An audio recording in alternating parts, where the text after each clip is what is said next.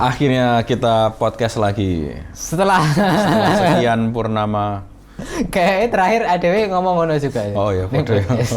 Kita podcast rong sasi pisan. Oke teman-teman, selamat datang di podcast Jagongan Santan. Canda tanya bersama. Alhamdulillah ya kita masih dengan konsep yang sama kayak kemarin. Kita akan menjawab pertanyaan-pertanyaan yang sudah disediakan oleh kita sendiri. Jenenge podcast so asing yang ngene iki, Bro. Iya, mah jalan-jalan melaku bareng meneh kesel ya.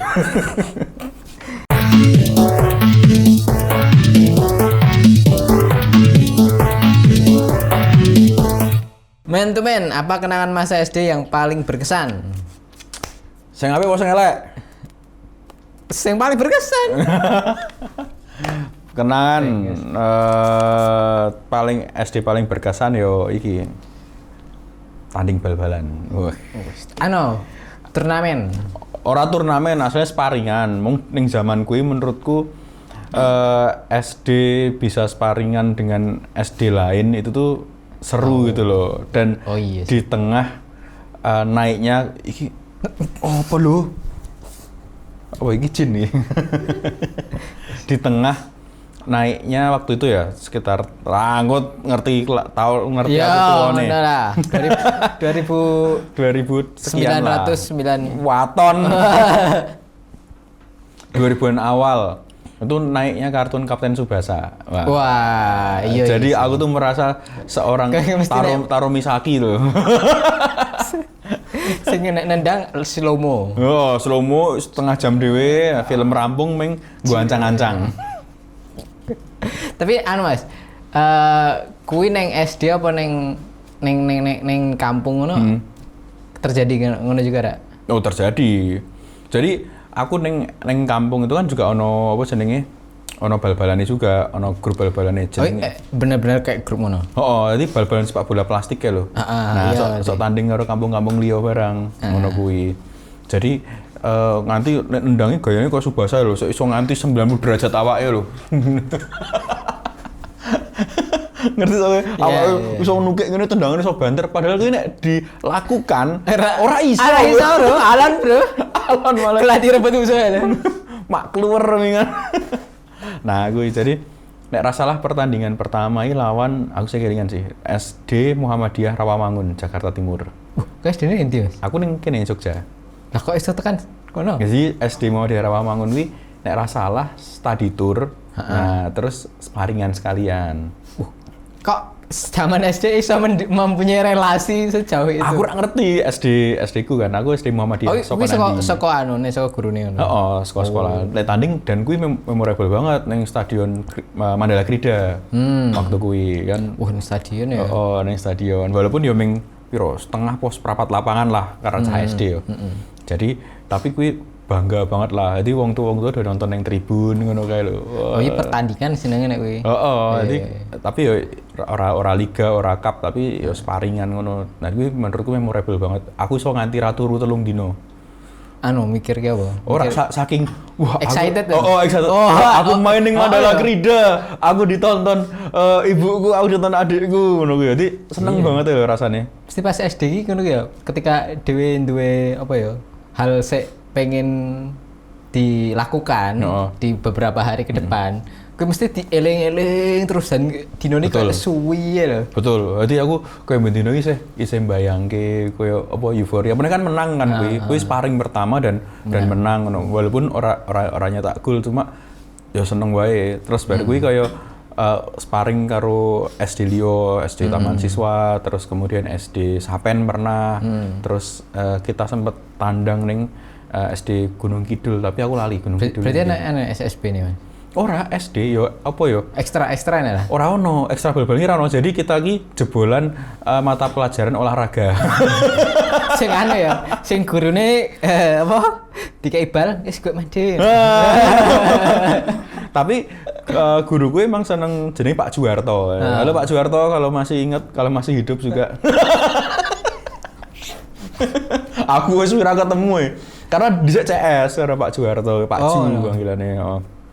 Jadi Pak Juki senengane kan dhisik ming 3 kelas ya ABC gitu kan. Nah, kita lagi digawe kaya trofeo kae main ben olahraga iki. Terus dadi olahraga sijine mengakomodir siswa-siswa sing liyane sing ra seneng bal-balan. Nah, sing seneng bal-balan ditandingke. Jadi digawe apa? Ya memang dia seneng bal-balan. Oh, emang gurune seneng bal-balan berarti. Tapi orang lisensi. Nek saya kan ketoke kudu duwe lisensi bal-balan to. Nek jaman kuwi durung. Dadi kuwi memorable banget sih. Nek sing berupa kebanggaan ya. Nek sing berupa memalukan, ketoke aku tau ngising ning kathok. Kenapa cerita itu ada di setiap SD ya? Dan aku mlakune. Kayak dek kuwi ada Kelas 1, Bro. Kelas 1 lek anyar-anyare. aku ya ono pernah sing ngono kuwi lho. Kowe ngising aku. Ngising saka cangkem tapi. Tapi kenapa cerita kuwi selalu ada loh setiap SD. SD beda tapi. Oh, ada tuh. Ada. SD-mu ono San? Kowe. Oh, ada. Oh, tuh.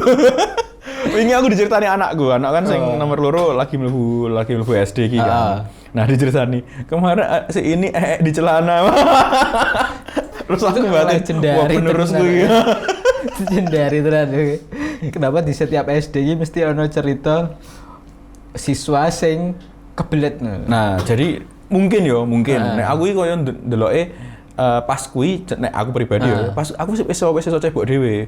Cuma untuk meh ngomong meh ngising, kuwi iki isinnya lho Bro. Engko karo kanca-kanca mesti diijini. Wah, ngising mambu. Ah, ngono kuwi mesti. Ora nek ning SD-mu. Ning SD ku ning kelas ku terutama dhisik koyo ngono kuwi. Dadi nek ngising suwe ning kamar mandi ya pas bali ngene iki to, pas bali ning kelas yuk dionekke mambu. Wah, cigur. Nah, neng SD ku ki ana kejadian ngono kuwi juga. Kelas kancaku kelas piro ya? Kelas 3 lek ora salah iki. Wah, kelas 3 kebangetan nek kuwi. Kayak mbah lara weteng apa piye ya? Oh. Tiba-tiba izin iki lho. Bu izin kamar mandi. Bali-bali mampu.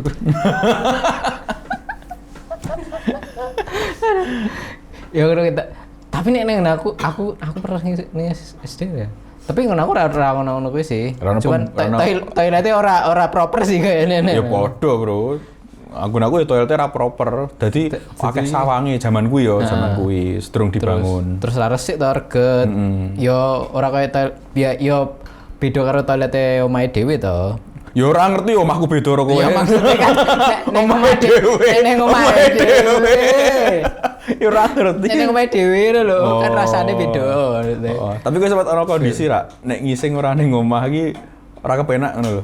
Ya kuwi pas cilik-cilik kuwi. Oh, nek ngising kudu ning omah ngono. Iya. Dadi iki kaya nek iso diampet. Oh, dadi kowe ndi nggo omah. Kaya pong-pongan ya.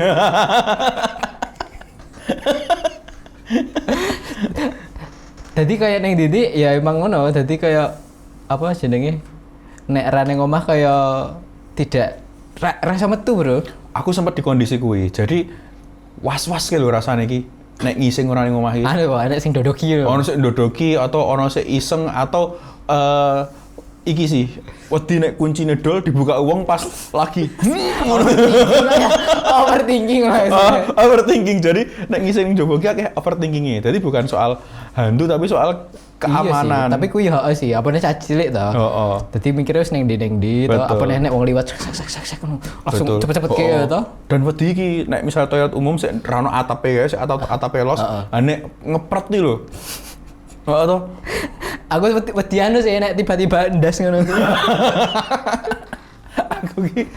Aku tahu kan lagi neng toilet kan, Kira suara udah gede sih. Terus ada suara peret ngono gue. Terus sebelah gue cuci tangan, wow.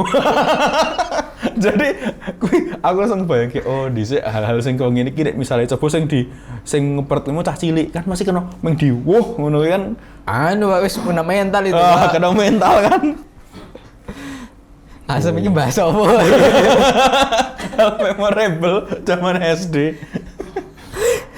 Nah, aku iki perbedaan pertandingan sepak bola neng SD-mu karo neng SD ku ya. Iki kesenjangan nih. Apa kesenjangane? Neng SD ku ki anu Mas.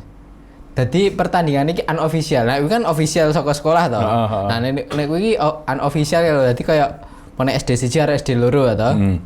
Oh, janjian ning jopo. Janjian ning jopo. Oh. Ning lapangan to, lapangan desa ngono biasane. Kok sore jam 12 apa jam 2 untuk bal-balan tantangan. Ngono sebenarnya tantangan sih. Tantangan ning iki ngono. Tapi aku ora melu sih. Oh. Aku ra iso anu.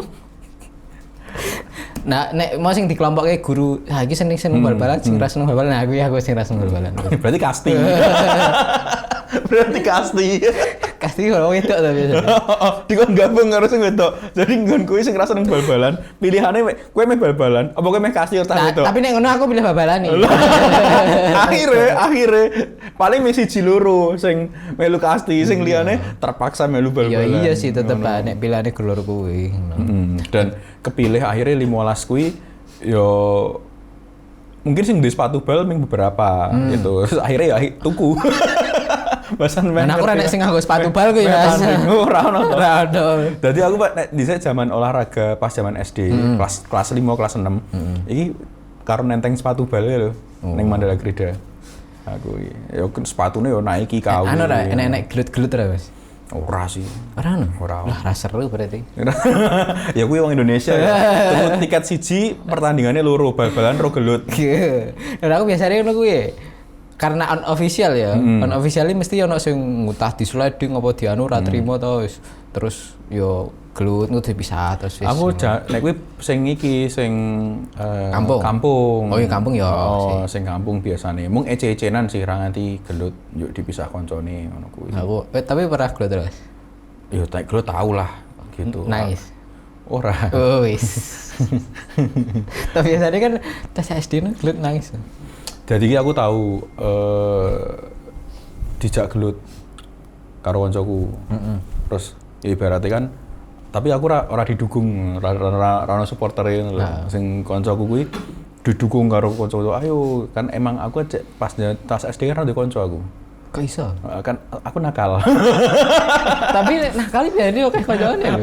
Masalahnya kabeh tak nakali. Jadi aku sekelingan tapi aja ditiru ya guys ya. Jadi aku SD kelas 1 wis iso baca tulis hitung tambah kurang wis iso. Wis ora kae, maksudnya wis di luar kepala. Oh, ngono kuwi. Wis iso baca tulis. Nah, kanca kuwi ono kelas 1 SD aku kelingan banget. Nulis ki rung lancar. Maca ki terus dikon guruku, coba ditulis aku dilalai aku lingguhe ning ngarepe kan. Terus tak toyor ndase goblok. Kelas 1 SD. Wah. Terus guru deh. Enggak boleh gitu, Mas. Ngono-ngono kuwi lah. Ibarat aku ditegur. Aku lali ya ngomong goblok apa bodoh ngono lho. Tapi aja aku karo nangis ora sing tak tahu. Nangis lah. Gitu. Nah, terus kelas 5 ya aku dijak gelut, ditantang gelut kae ono sing mungkin karena saking aku nakale ngono lho. Jadi aku kan ada konco, aku lagi duwe konco sahabat SD kelas 6. Gitu. Mungkin tobat gue. Kelas 1 kan kelas 5 berandal lho. Nah, gue terus aku dijak gelut, terus aku wah, agak islah karena kan ya intinya aku duwe basic bela diri ngono kan. Tapak suci dhisik. Nah, terus aku tak nyerah wae, terus aku DC lho. Nah, terus pas Bali olahraga gue, Bali Sekolah Mandala Grida, si antang geluti langsung nyamperi aku, Rob, ayo gelut ngono kuwi. Tak usah ngomong. Tapi ra ono kanca-kanca iki, piye ngono kuwi. Ya wis ra apa-apa, tapi iki kowe loro tok berarti. Wong loro dhek nantang aku sik kan. Tapi aja nendang kepala ngono kuwi, aja nendang kepala, aja nendang manuk ngono kuwi. Nah, terus ya wis. Terus tak tendang kan ning aspal Mandala Grida lho. Tak sikat terus sikile getian langsung terus piye. Wis. Kowe langsung untungnya ora ya. Untungnya ora. Nang tak tulungi terus tapi aku ngapusin ning guru olahraga ngomongnya dhek tiba. Padahal tak ajar. Lo njaluk dhewe sih ya. Salah njaluk dhewe. Kene iki wis nyerah bukan karena kene iki apa jenenge wedi kalah ya malah. Aku ya. Oke. Aku saiki. Oke.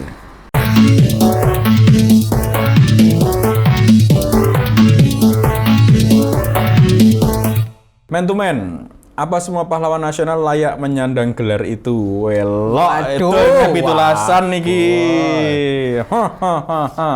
Apakah semua pahlawan nasional layak menyandang gelar itu? Kowe delok tulisannya. Aku bersyukur iso maca tulisan iki. Luar biasa, ujian dino Jumat, ya dikai kezaliman kok ngene iki. Ya maca iki aku terdolimi loh. Kudune motoku iso melihat sesuatu yang lebih indah dari tulisan iki.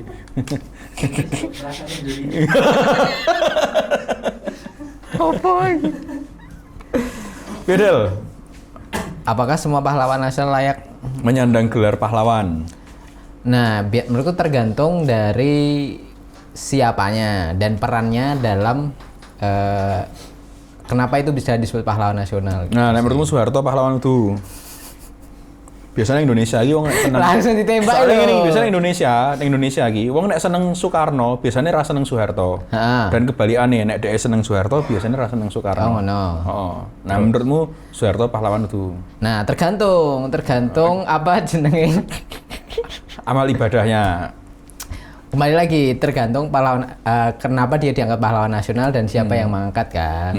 Itu. Jadi objektivitasnya harus pada peran dia terhadap negara atau terhadap bangsa dan negara ini. Oke, setelah 30 tahunan berkuasa, menurutmu Soeharto pahlawan itu? Akumulasi. Menurutmu subjektif? Kan rasa dihakimi nek subjektif. Subjektif menurutku berdasarkan cerita-cerita dan beberapa buku yang aku baca itu menurutku kayak tidak deh. Ora ya. Iya, karena beberapa buku yang tak baca juga aku nggak tahu ya, aku kan nggak, pertama disclaimer aku nggak hidup di zaman itu, jadi tidak mengalaminya secara langsung gitu. Wah, aku ngalami ya. Jadi aku tidak bisa membandingkan secara real ya gitu. Tapi dari literasi-literasi yang aku baca kan banyak juga kan kritik-kritik terhadap Soeharto, terhadap pasan Soeharto, terus terhadap apa kebebasan, terhadap apa yang dilakukan beliau terhadap mungkin aktivis gitu kan. Perannya dalam kasus-kasus apa dulu tuh aneh itu kan apa sih jenenge Petrus. Nah, Petrus ada isu-isu penembak itu, misterius gitu kan tiba-tiba hilang gitu-gitu kan zaman Soeharto berdasarkan yang aku dapatkan ya seperti itu. Nah sebagai yang mengalami zamannya Soeharto dibalik oke sementara. Iya Mas. Jadi pas zaman Soeharto ya kroso sih Presiden Soeharto. Jadi aku ngalami Presiden Soeharto wakilnya Tri Sutrisno. Terus baru ganti Soeharto wakilnya Habibie. Nah, baru lagi reformasi. Jadi ngalami sih zolim atau enggaknya nek ngalami langsung kita ora, karena di akhir masa jabatannya Soeharto kan kehilangan dukungan dari teman-temannya, dari circle-circle-nya gitu kan. Jadi aku kurang nggak ngalamin langsung ke zamannya Soeharto. Tapi mungkin sebelum itu ya tadi kayak Petrus, kayak kemudian pengasingan Bung Karno juga. Nah itu kan jauh sebelum aku lahir. Nah itu cuma aku dapatkan dari literasi. Jadi dan ketika melihat fakta yang seperti itu, apakah Soeharto jadi pahlawan?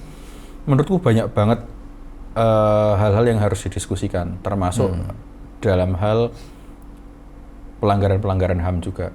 Kan juga ada pelanggaran HAM juga di Lampung yang menyerbu kawasan pondok pesantren yang menewaskan berbagai macam orang yang ada di sana. Berarti sebenarnya masih banyak hal yang abu-abu kan yang harus ya nggak tahu ya itu apakah bisa terselesaikan dengan jelas atau tidak, karena memang pertama sudah lama sekali kan. Yang kedua ya orang-orang yang terlibat di situ mungkin punya project, punya sekarang punya kekuasaan dan segala macam yang untuk bisa menutup itu semua kita nggak tahu juga toh. Bener. Jadi ini aku pengen menggarisbawahi adalah kasus pelanggaran HAM di Indonesia itu nggak pernah benar-benar selesai. Iya sih, benar sih. Betul, nggak pernah benar-benar selesai. Ini termasuk misalnya kasus pelanggaran HAM yang ada di Lampung tadi, terus kemudian pernah juga ada di Kalimantan, terus juga di Papua, itu nggak Timor Leste Bahkan aku pernah ketemu driver Grab mantan tentara yang dulu ditugaskan di Timor Leste, itu juga ngeri gitu loh. Nah, aku nggak bisa cerita banyak di sini, tapi ibaratnya itu memang kasus pelanggaran HAM yang sampai sekarang belum tuntas juga gitu. Berarti banyak sekali kasus yang belum terungkap ya sebenarnya. Gitu. Makanya untuk menggelari gelar pahlawan terhadap pemimpin yang ada di Indonesia, iki harusnya nggak semudah itu. Nek pra kemerdekaan mungkin. Iya. Cuma kalau statusnya adalah mantan kepala negara, ya aku khawatir wae engko sing gawe candi ning Kalimantan kae dadi pahlawan ngono wae. Iya, karena yang nggak tahu ya, yang membeli gelar juga bisa jadi subjektif juga toh. Nah, berarti untuk menentukan seseorang itu pahlawan atau tidak, berarti harus dibuka semua track record yang sudah dia lakukan. Ya jelas lah. Kita kan misalnya gini bro, kita mau bekerja sama dengan seseorang yang mungkin baru kita kenal, dan cara pertama kita menilai dia itu adalah dengan kepo toh, mencari tahu track recordnya seperti apa di luar sana sebelum kemudian kita deal terhadap project, kita deal terhadap suatu movement. Nah, kita harus ngerti track record dia itu seperti apa. Gitu. Pas first impressionnya mungkin keren, public speakingnya bagus, tapi berikutnya yang kedua yang harus kita cek ya track record apalagi. Nah, begitu juga ketika kita first impression, katakanlah Soekarno atau Soeharto, keren, nggak ada yang nggak keren foto-fotonya tuh. Iya. Iya sih. Nggak ada yang nggak keren. Nah, terus habis itu kemudian untuk memutuskan apakah beliau layak digelari sebagai pahlawan atau enggak, ya track record. Iya, berarti harus dibuka semuanya, dalam artian harus benar-benar ditimbang kan, ini oke, ini nggak oke, atau seperti apa namanya, indikator-indikator yang bisa disebut pahlawan itu seperti apa gitu kan. Berbeda nek zaman dulu kan yang memang mereka berjuang untuk memerdekakan Indonesia misalkan, itu kan jelas kan mereka tanpa pamrih kan. Iya, karena kan punya musuh bersama, iya, penjajah ngono lho. Betul. Nah, saya kan tidak punya musuh bersama. Mungkin yang ada adalah musuh golongan. Nah, menurutku makanya itu perbedaan yang pahlawan pra kemerdekaan dengan pasca kemerdekaan itu bedanya di situ. Iya. Gitu. Berarti untuk menggelari pahlawan untuk tokoh-tokoh yang pasca kemerdekaan akan lebih sulit kan? Jelas. Karena nggak ada titik poin yang sebenarnya bisa menjadi hal yang jelas gitu loh. Nah, pra kemerdekaan otomatis kan dia yang berjuang untuk memerdekakan Indonesia, yang dia berperan aktif dalam memperjuangkan kemerdekaan Indonesia. Itu langsung otomatis goal-nya jelas. Pahlawan. Iya, goal-nya jelas. Mengusir penjajah, merdeka, jelas. Cuma nek saiki misalnya setelah kemerdekaan goal-nya iya betul sih. Opo, jadi misalnya babak pembangunan gitu.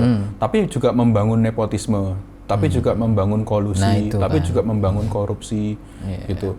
Nek kita nganggo data statistik yo akeh ndine probabilitasnya gitu, akeh negatifnya apa akeh positifnya, sehingga kemudian layak dianggap sebagai pahlawan. Terus kemudian mungkin pasca Soeharto, apakah kemudian layak dianggap sebagai pahlawan di kemudian hari? Aku jadi teringat, mungkin nanti sudah dicantum ke video nih, Prof. Mahfud MD neng TV One tuh pernah ngomong gini, kita tuh harus malu dengan Pak Harto karena korupsi sekarang, nepotisme sekarang itu lebih tinggi daripada zamannya Pak Harto. Berarti nek misale Pak Harto dipertanyakan gelar kepahlawanannya, harusnya pasca Soeharto itu lebih nggak layak lagi dianggap jadi pahlawan. Wah, sopo wes. Ya sopo wae. Sopo wae oleh. Oke, lanjut.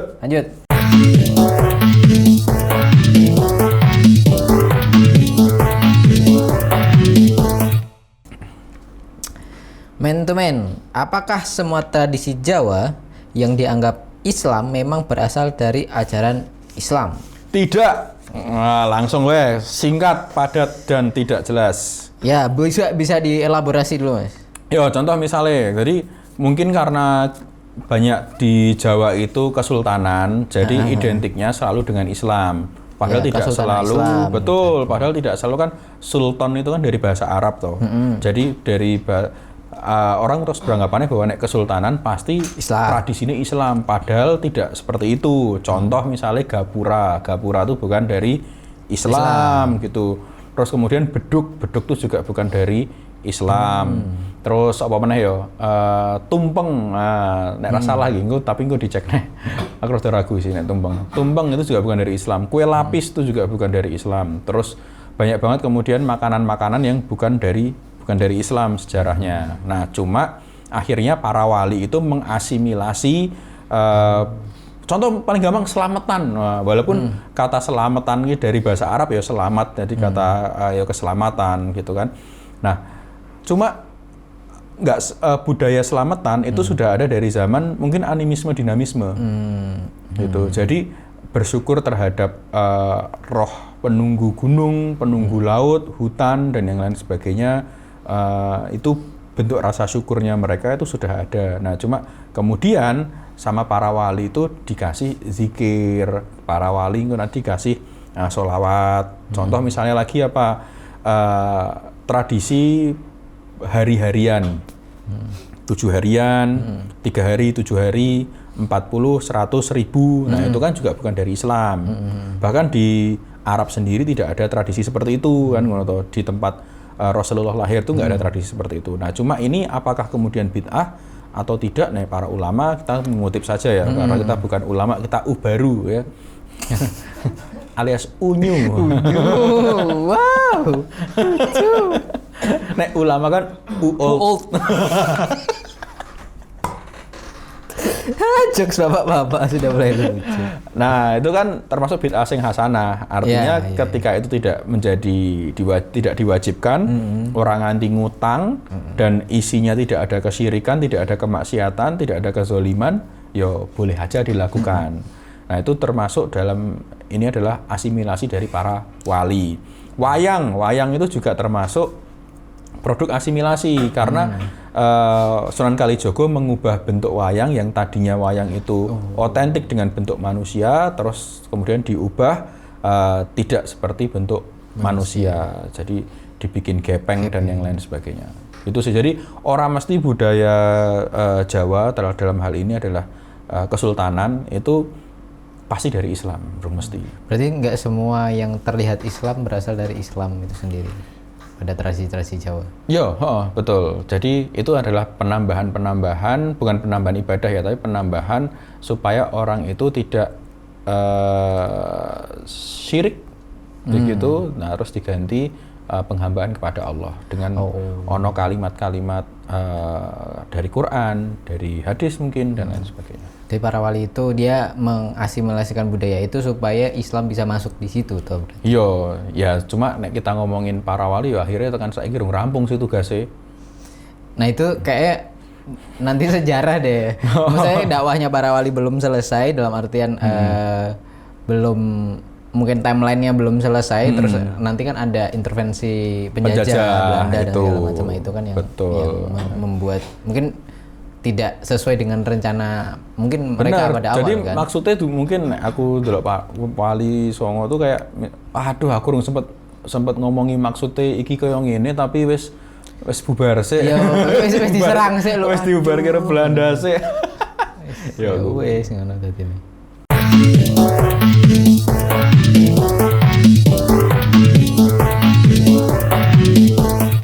Man to man, kenapa banyak negara agamis tidak semaju negara sekuler dalam bidang sains dan teknologi?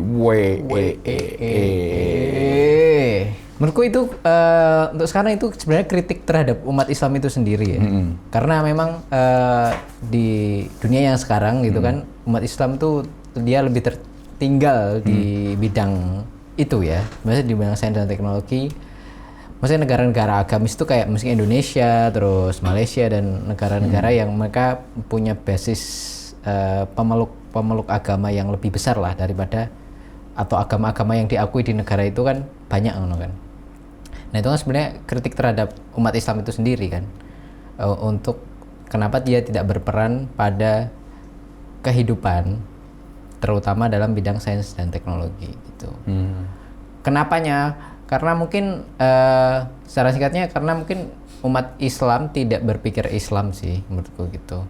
Jadi dia hanya menganggap Islam itu sebagai ritual saja gitu loh, bukan sebagai hal yang hal yang harus dijalani sebagai jalan hidup dan itu bisa membuat potensi mereka keluar gitu loh. Gitu sih. Oke. Nah, aku itu harus dijelaskan agamis ki maksudnya piye sih? Gitu.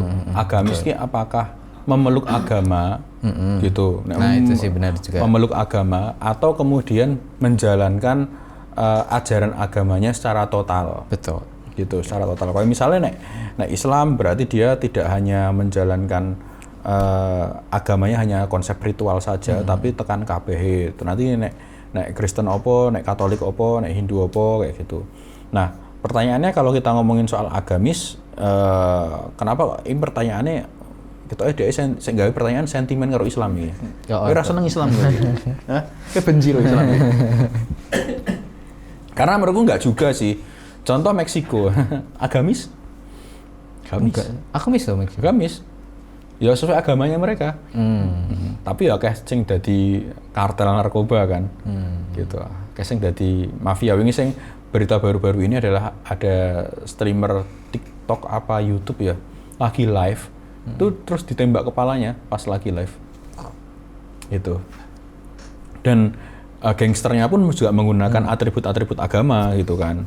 Jadi ya kalau kita melihat apakah kemudian negara agamis itu tertinggal secara sains dan teknologi, ya menurutku enggak juga gitu.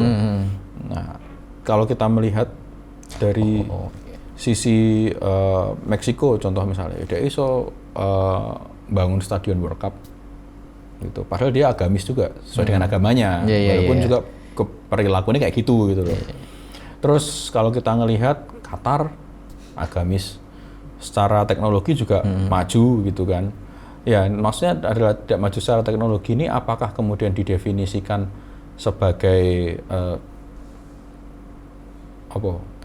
Mungkin ini Mas, kayak menurutku banyak mungkin peraih Nobel dan segala macam itu kan. Kebanyakan kan ada sih orang Islam di sana, teman dikit sekali kan loh. Ya itu kalau aku melihatnya saat ini yo, kayak contoh misalnya di luar Islam ya, ya ono Itali penghasil mesin mobil, mesin motor keren-keren, berarti kan dia maju juga secara sains, secara teknologi gitu ya, secara teknologi. Jepang dengan kepercayaannya kepada dewa itu kan juga kemudian dia maju secara sains dan teknologi juga. Nah, kita mungkin melihatnya Amerika gitu. Ya padahal negara-negara di bawah Amerika pun juga banyak yang maju gitu. Contoh misalnya negara agamis meneh Pakistan. Nah, dia iso gawe iki sing wingi disensor karo Prabowo. Iya kan? Iya. Ya mungkin belum jadi industri sih. Apa delok video-video wong Pakistan gawe mobil, gawe motor kan edan-edanan. Sing nganggo las-las gitu.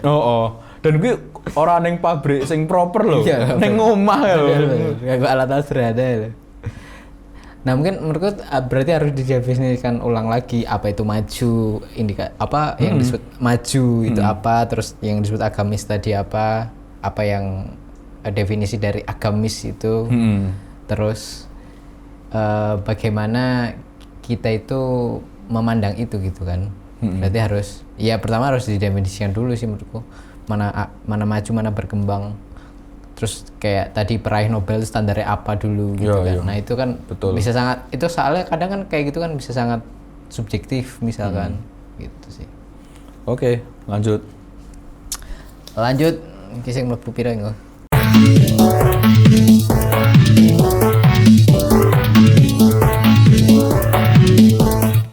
Man to man, seberapa besar pengaruh ulama dibanding raja dalam membentuk sejarah Nusantara? Sebenarnya dua-duanya saling berpengaruh, bro. Ora iso lebih berpengaruh raja atau ulama gitu. Gini, raja gini analogi nih, raja gini tuan rumah. Tapi ulama gue kemudian sing ngajari sopan santun kepada tuan rumah. Gitu. Contoh misalnya kalau kita ngomongin sejarah Mataram ya. Jadi Panembahan Senopati ini duwe beberapa penasehat. Yang pertama ada penasehat spiritual ki ada Ki Ageng Arisboyo karo Wali Kadilangu sing kuwi mengajarkan tentang kebatinan, mengajarkan tentang spiritual gitu ya, tentang agama, tentang Islam. Terus juga duwe sosok penasehat juga di bidang politik, Ki Ageng Pemanahan selaku bapake. Jadi mungkin yang disorot adalah Panembahan Senopati terus gitu.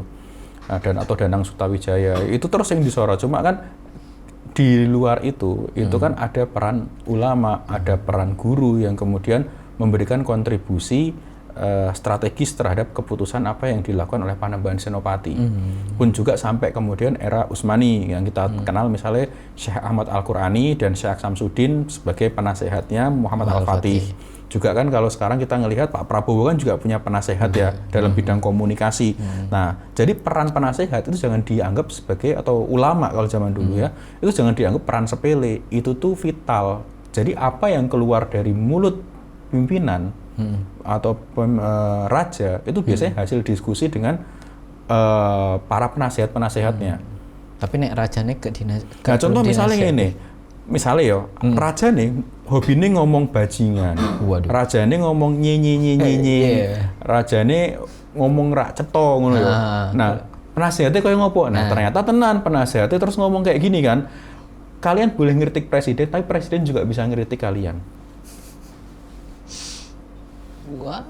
Iya kan? Akhirnya kita ngerti, oh ternyata sing menasehati we kualitas komunikasinya seperti ini. Wajar ngono lho akhirnya kan. Nah, jadi kalau kita lihat peran ulama dan peran raja itu tuh ya saudara kembar. Gitu. Jadi tetap harus dua-duanya nggak bisa dipisahkan, walaupun yang hadir di rakyat, yang nampak di rakyat itu adalah selalu rajanya, dan itu biasa. Gitu. Yang lebih dikenal. Yang lebih dikenal ya. Sopo sing cikal bakal Mataram itu yang merintis ya, orang pasti akan ingat Panembahan Senopati, Danang Sutawijaya. Ya orang akan samar-samar ingat Ki Ageng Arisboyo, atau bahkan mungkin lagi ono sing kenal Ki Ageng Arisboyo sopo. Nek Ki Ageng Pemanahan kan karena ayahnya, jadi banyak yang ingat. Tapi itu pun samar-samar gitu. Siapa yang ingat Syekh Samsudin atau Syekh Ahmad Al-Qurani? Mungkin orang yang senang Utsmani pun baru udah ya mulai seneng. Cuma orang yang nggak ngerti ya dia baru tahu, oh ternyata ono iki. Selama ini mereka hanya taunya Muhammad Al-Fatih. Betul. Mungkin Muhammad Al-Fatih lebih terkenal daripada para gurunya kan dalam tanda kutip itu. Salahuddin Al-Ayyubi juga punya guru-guru spiritualnya. Betul. Sampai dari Salahuddin Al-Ayyubi itu kan sampai mengucapkan ketika dia membebaskan Baitul Maqdis itu kan jangan sangka kalian gitu. Aku membebaskan Baitul Maqdis itu dengan pedang-pedang kalian gitu kan. Tapi aku membebaskan Baitul Maqdis ini dengan pena Al-Qadil Fadil. Nah, gue. Jadi peran Al-Qadil Fadil ini sebagai ulama itu kan dia sangat besar sekali gitu kan. Walaupun orang ya pasti lebih tahu Salahuddinnya. Betul. Dan itu pun bukan hanya di Islam ya. Di yang lain misalnya Paus Urbanus itu juga punya penasehat spiritual. Bahkan kemudian siapa tuh? Rasulullah ke Habasyah, ketemu Raja Kristen. Nah, itu pun juga ada penasihat spiritual ketika rombongan para sahabat pulang. Kan diskusi menurut pendapatmu gimana gitu. Dan itu suatu hal yang wajar. Sing terkenal memang kok Habasyah sih? Raja Najasyi. Raja Najasyi. Ya di Habasyah ya, betul. Iya, Habasyah. Nama rajanya Raja Najasyi. Nah, itu jadi itu suatu hal yang wajar. Jadi bukan karena peran raja lebih vital daripada peran ulama, enggak. Karena di balik raja itu pasti ada ulamanya, pasti ada konsultannya. Jeneng konsultan ngerti lah artinya apa? Koncone wong kesulitan. Jadi raja iki angel, Bro. Apa nek raja singa? Wis. Dadi presiden? Itu raja singa ra. Raja singa. Penyakit kelamin. Oke, sama takon. Aku. Oh iya, Mas.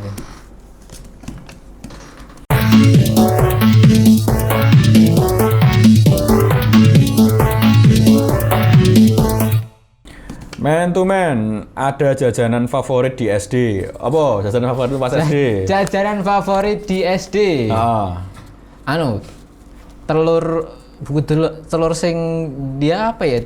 Telur yang dicetak kecil-kecil. Telur puyuh apa tutu? Bukan, telur dadar sik dikei kobis. Hah? Telur kobis nek aku. Miskin, Bro. SD tuh. Jadi telur kuwi dikei. Kok SD wis mangan kobis gondongen, Bro, gondongen. Jadi telur dikei kobis. Terus dia dicetak di kayak ada alat masaknya bener-bener kayak. Mirip-mirip takoyaki cuman dia lebih cilik gitu. Aku iki Uang sakumu piro Mas? SD Mas. wah, ya beda zaman iki. Piro sih tapi? Kelas piro? Kelas 1. Kelas 1 300. Foto nggak tahu. Oh, 300 rupiah. Bajigur rupan ra trimo, Beb. Wah, terus ngene iki.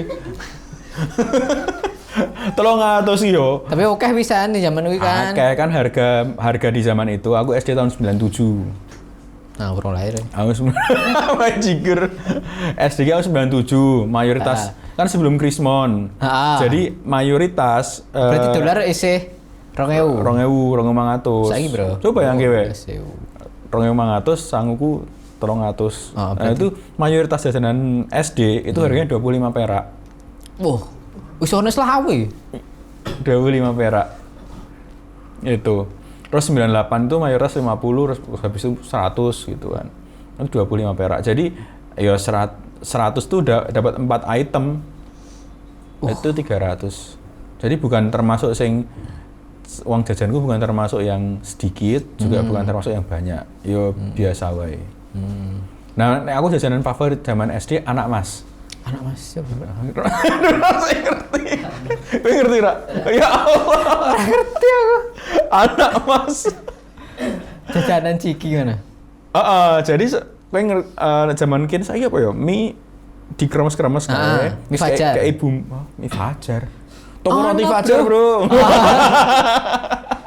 Ono mie Fajar ya. Apa mie Fajar? Ya, gue browsing lah. Ono mie Fajar gitu. Ya, gue mie diremes-remes, kayak bumbu-bumbu. Nah, ketok itu cikal bakal pertamanya anak mas deh. Oh, mirip ngono ya berarti? Anak mas. Jadi gambar iki cowok cewek cah cilik kae terus ada tulisannya anak mas gitu. Jadi diremes-remes terus baru iki kayak bumbu tabur, dikocok dipangan. Wis enak banget. Cuma bagi beberapa orang yang nggak bisa beli anak mas, beline mie instan tapi sing murah, sing ecek-ecek ngono lah. Nah, gue diremes terus kayak bumbu nih.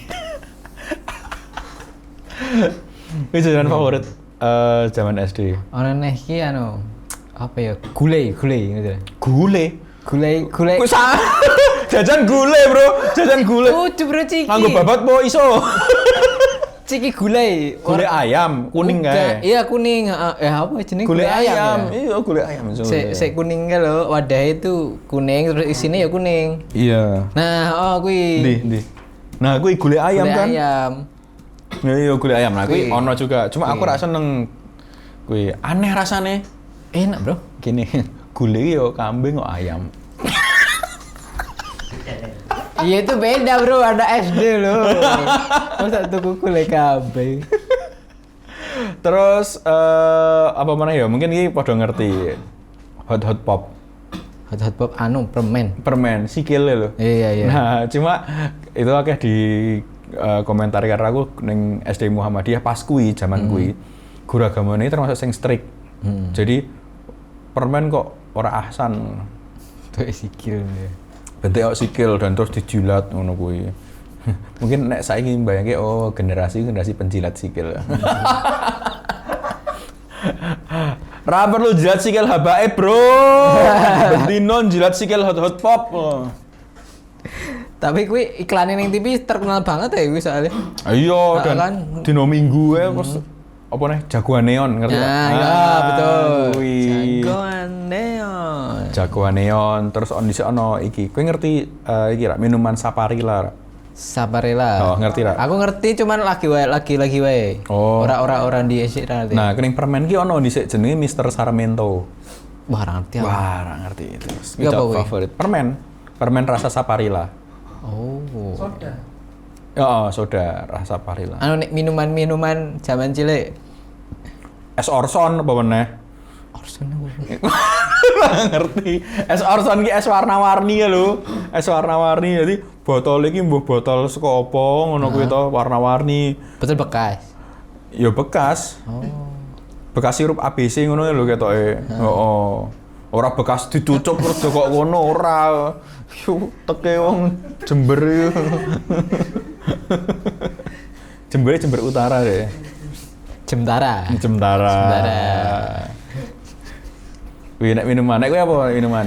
Nek game iki aku lali jenenge, cuman dia tuh ana minuman sing mirip-mirip Sprite, mirip-mirip Fanta, cuman dia bubuk kan. Dadi ana loro. Sparta apa ya jenenge? Apa ya jenenge aku lali jenenge. Sparta sih. Jadi ki ana dalam satu minuman ki ana 2 bungkus. Satu iki koyoke sodane, terus sijine iki sing rasa-rasane. Dadi nek putih karo tenan to, Sparta lah jenenge. Putih karo putih iki putih sodane kuwi. Terus sik bungkus sijine iki dia kawine Coca-Cola. Oh, mereknya Vinto, Sprata. Vinto karo Coca-Cola. Iki. Iya itu kuwi. Vinto. Jaman-jaman. Wis jaman kuwi. Jaman-jaman. Wah, tapi nek ngombe kuwi biasane sing ini sing ini ngopo? Lah kenapa? Ira le ngombe ngono kuwi. Wong komer uduk ra oleh. Apa nek komer? Sehat, Bro. Nek kuwi ra oleh, nek komer oleh. Parah. Lho kuwi ra oleh. Cilik mabuk. Tapi ada di jamanmu ana sing ada ra? Kaya minuman sing mirip-mirip ngono kuwi. Kuwi yang ngalami kuwi. Sparta, ngombe Vinto, Coca-Cola, kuwi yang ngalami ngombe kuwi juga. Wong ra seneng. Enak Sprite, Bro. Iya. Soale ya versi miskin dari Sprite aku soalnya. Soale iki simbahku ki duwe iki kan. Duwe Sprite. Ora. Duwe. Piye lan jelase ya ben ra ketok sombong ya. Kesenjangan sosial. Simbahku di hotel kan. Nah, ning hotel iki ono box Coca-Cola, Sprite, Fanta. Berarti karek jipo. Karek jipo gratis. Ya wis berarti jadi wis ana pembandinge wis. Jadi iki aku wis kita lupakan minuman itu. Oke, apa nih? Apa sih? Dan aku iki duwe jajanan favorit ke TK, Laker. Tekan saiki saya seneng aku dan penjualku zaman aku TK kuwi juga jualan ning SD ku. Nah, ternyata tekan saiki isih dodolan Laker Pak kuwi. Wingi aku sempet ketemu ning SD Glagasari. Terus, "Pak, aku ngomong go basa Jawa to, nggo translate ke ya. Riyen sik sadenan teng TK pembina kali SD saka nandi to?" "Nggih, Mas. Tekan saiki nggih tasih sadenan teng mriku," ngono kuwi. Pas zaman kuwi terus pas Covid aku ketemu meneh dhek wis pindah terus running saka nandi karo ning TK pembina ning SD Glagasari. Nek aku ana bakso ojek ngira. Piye kuwi? Bakso ojek ya cilok kaya cilok nek ning kene nyebutnya cilok. Ora, Bro. Pentol. Oh, aku ojek, Bro, nyebutnya. Bakso ojek nyebutnya. Ojek. Oh. Lah kuwi sing dodol ning SD ku. Kuwi yo isih dodol tekan saiki. Kuwi luar biasa, istiqomah tenan. Dan aku kadang kan nek weekend mulai, nah kuwi ning dalan peduk. Nah, tuku aku. Heeh. Sangat legend sekali. Dan aku termasuk penggemar cilok sih sebenarnya. Bakso-baksonan koyo entah apa jenenge ya, bakso ojek apa pentol ngono kuwi. Bahkan ning beberapa daerah iki jenenge iki Salome, Bro. Salome. Iya. Kan kene sing terpapar maklumat ora apik Salome kan saru yo. Mas Salome apa? Salome kita ku dolanan sumpah. Dolanan sing dienekke kae. Salome satu lubang rame-rame, Bro. Aku tuh tidak maklumatku. Ora San. Ngerti pelaku. Wih, jadi aku ya kaget loh pas aku lali ning daerah nanti apa ning Jogja apa ning luar Jogja ya. Jadi gerobake gitu jadi dodol pentol. Tulisannya Salome ngono lho. Terus aku iki, "Hah, Salome?" Iya. Wes. Bener. Wes ta? Heeh. Lanjut. Wis sak jam wis terakhir ya berarti.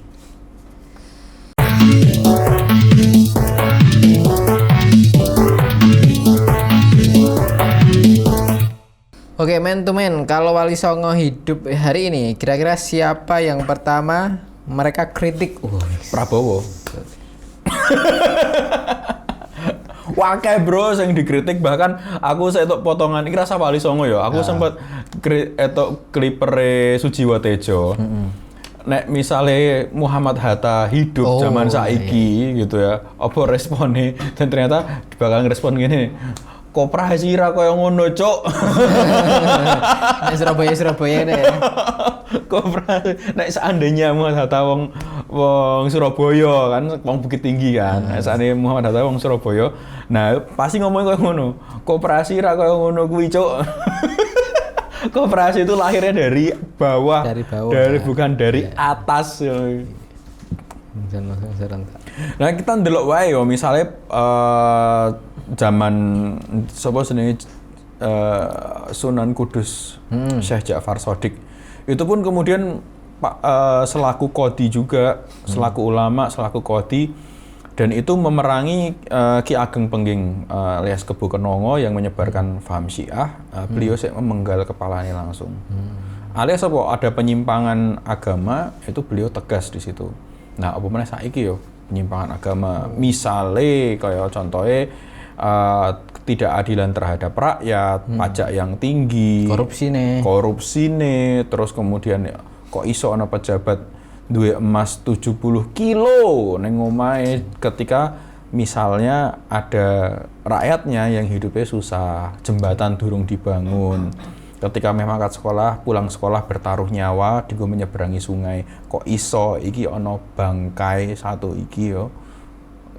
Tego nyimpen emas segitu pejabat publik gitu ya. Nah, gue. Jadi saya akan dinasehati otomatis pemimpinnya. Iya, gitu. Karena sing wingi kena kasus kan mayoritas ASN. Kira-kira apa yang akan diberikan nasihat ke Prabowo? Apa ya? Mungkin aku jadi Wali Songo ya, Wali Songo, salah satu bagian dari Wali Songo. Songo plus berarti ya, plus aku kan. Terus apa? Bakal ngomong Prap. Lah piye ngomongi? Iya. Prap. Wis to. Ayo to. Melek to. Diet to.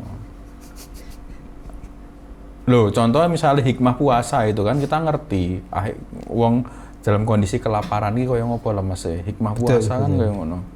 Nah, nek wong ra tau ngeleh, wong ra tau sengsara, piye meh ngerti kondisi rakyat miskin ngono. Ya kita harus dengan jujur mengatakan bahwa Indonesia itu negara miskin, wis ngono wae. Dan kesenjangan sangat tinggi sekali toh. Kesenjangan sangat tinggi. Makanya pas pemilu ya, kampanye yang berhasil adalah kampanye yang bisa membuat happy rakyat miskin. Yo, ditanggap-tanggap kayak gini. Konser, sound system jedak-jeduk, ngono kuwi. Yo, kuwi lah jenenge duit recehi pasti berisik. Tapi apa yo, mesti dengan hal yang seperti itu kan, berarti kan dalam tanda kemiskinan itu dipelihara atau agar tetap bisa, maksudnya masyarakat agar tetap bisa dibeli gitu. Jelas supaya mereka tuh sepenting kemiskinan dijaga, supaya untuk apa? Supaya pemerintah tugasnya mudah. Sepenting wareg ora usah kakean protes. Gitu. Rasa ngomongke kowe iki meh dadi orang kaya. Bukan statement banget ya. Ya. Tidak berpikiran untuk menjadi orang kaya.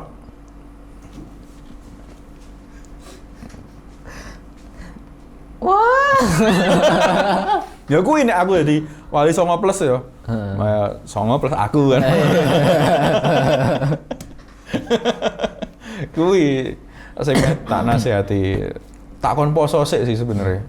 Iya sih, karena kan pemimpin juga dia akan berdampak sekali kan kebijakannya, keputusannya, kesekecil apapun, karena dia pemimpin pasti akan dampaknya sangat luas. Betul, makanya yuk ketika ente mau mengerti nasib rakyat itu bukan dengan cara belusuan. Itu iya. Tapi belusuan ngasih belusuan milih. Dan bro, apa? ada pemberitahuan ya. Sing kapan kayak yo ning daerah Jakarta kayak yo ana pemberitahuan iki piye. Astagfirullah. Kan negara dhewe iki lucu. Blusukan di apa jenenge? Diinfoke gitu. Terus kemudian ketemu rakyat sing susah, ternyata timnya wis nyiapke nganti ono behind the scene gubernur ndi gitu kan. Terus berikutnya ketika framing dan farming ya, aku nyebutnya framing dan farming gitu ya, menyiapkan segala instrumennya, media diundang, bla bla bla, bahkan selokane disiapke, engko bakal mlebu kono dan lain sebagainya. Nah, ini yang harus kemudian kita ingat gitu, bahwa untuk mengerti nasib rakyat itu bukan dengan cara yang seperti itu. Islam yang ngajari, yo minimal dengan poso gitu loh. Sebagai wiridmu dinggo ngerti nasib rakyat lho sing angel mangan ki piye. Supaya bisa berempati kan. Kadang kan orang tuh nek gak ngalami sendiri tuh dia apa ya? Mungkin nggak bisa merasakan ya itu tadi, nggak bisa merasakan apa yang dirasakan apa masyarakat kalangan bawah tuh. Iya. Lapar besok nggak tahu masih makan apa. Tapi di sisi lain ada orang-orang yang memang hartanya sugih atau toh loh. Bener itu.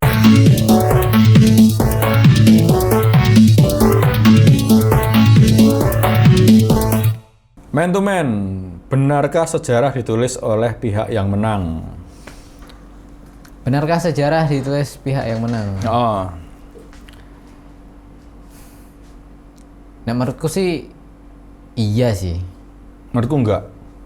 Karena yang menang itu dia bakal punya resource yang tinggi, yang besar, sehingga bisa menulis sejarah sesuka mereka.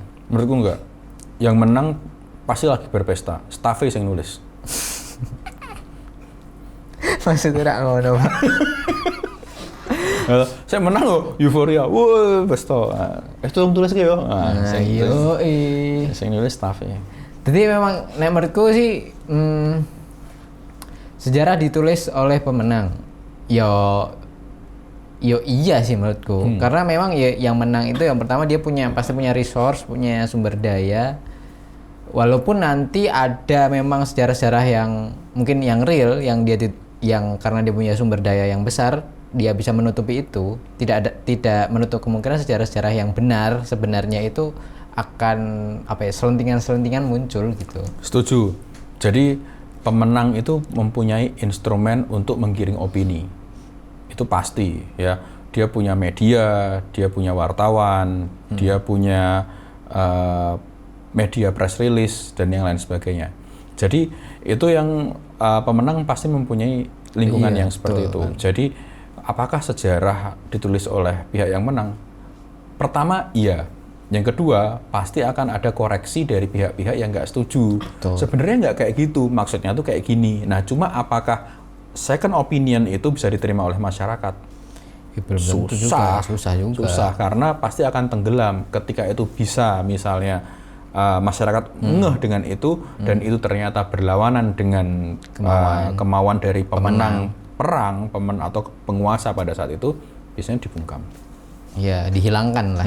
Kita pernah kok mulai dulu ada buku namanya Gurita Cikeas, terus Jokowi Undercover dan lain sebagainya, terus kemudian tentang G30 SPKI juga banyak buku-buku yang seperti itu. Betul. Yang mengoreksi tentang pemimpin yang berkuasa atau pemenang pemilu yang berkuasa pada saat itu. Jadi pelarangan buku juga dulu banyak juga toh.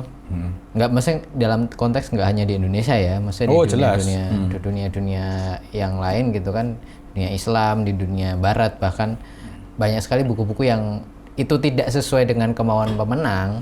Artinya dia bisa dalam artian mengganggu kekuasaan pemenang ini gitu kan. Itu pasti akan ditekan lah. Betul. Oke, itu saja. Itu man to man sesi kedua pada sore hari ini. Sore loh ini kesana nggak bengi yo. Gitu. Terima kasih buat teman-teman yang udah sering nonton Jagongan Sonten dan tidak mengunfollow Jagongan Sonten meskipun jarang upload konten. Matur nuwun. Oke, gitu aja teman-teman. Kembali lagi di konten-konten kita selanjutnya di Jagongan Sonten. Canda Tanya bersama.